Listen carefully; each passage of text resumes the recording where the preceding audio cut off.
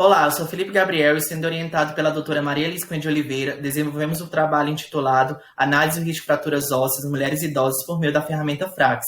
Estou aqui para apresentar os resultados obtidos desta pesquisa.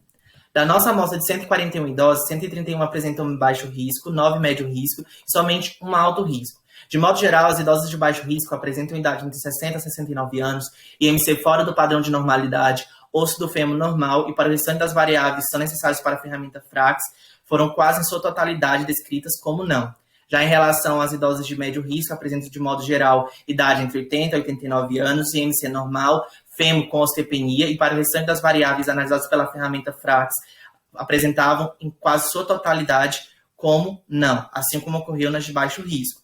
Já em relação à idosa de alto risco, ela apresenta idade entre 70 a 79 anos, especificadamente 73 anos, IMC normal, osteoporose no fêmur, e para o restante das variáveis analisadas, todas foram descritas como não. Agora eu trago as tabelas que foram obtidas através dos nossos resultados da pesquisa, assim como uma síntese final sobre como cada componente interfere no resultado final da ferramenta Frax. Então, percebe-se que quanto maior a idade da idosa, maior é a sua predisposição para o desenvolvimento de fraturas ósseas.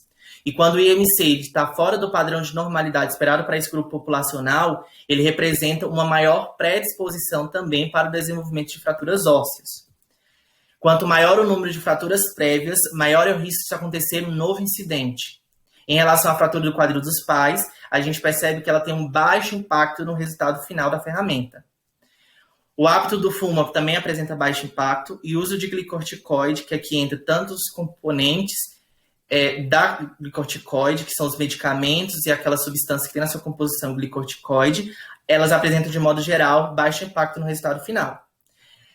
A artrite reumatoide também apresenta baixo impacto, mas na literatura há relatos que ela interfere de modo significativo na perda da densidade mineral óssea.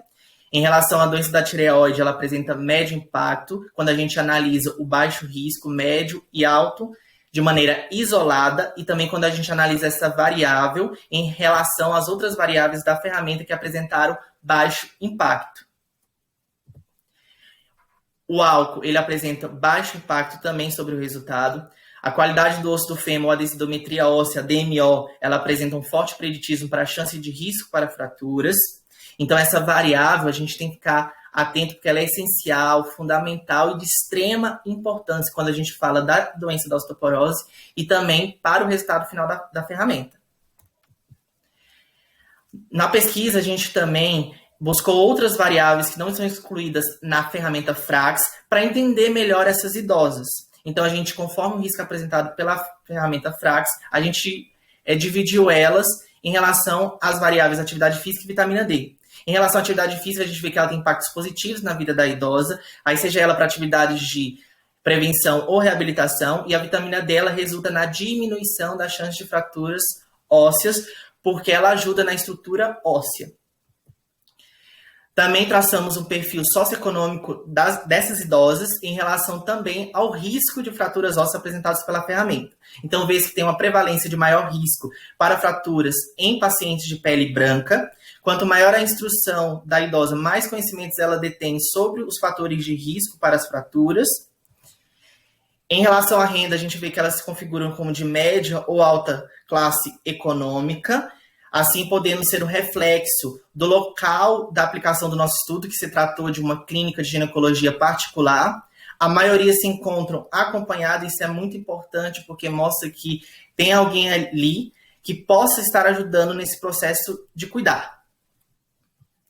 Em relação à moradia, a diferença entre as variáveis, os componentes, são pequenas, mas há uma concentração maior nas mulheres que moram em casa.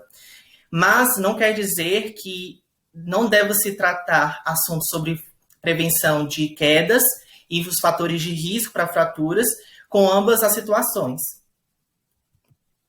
Então, a gente chega à conclusão que 10 idosos possuem risco aumentado, ou seja, 7,1% do total da nossa amostra, sendo que a idade, IMC, fratura prévia e a densitometria óssea possuíram forte predisposição para as fraturas.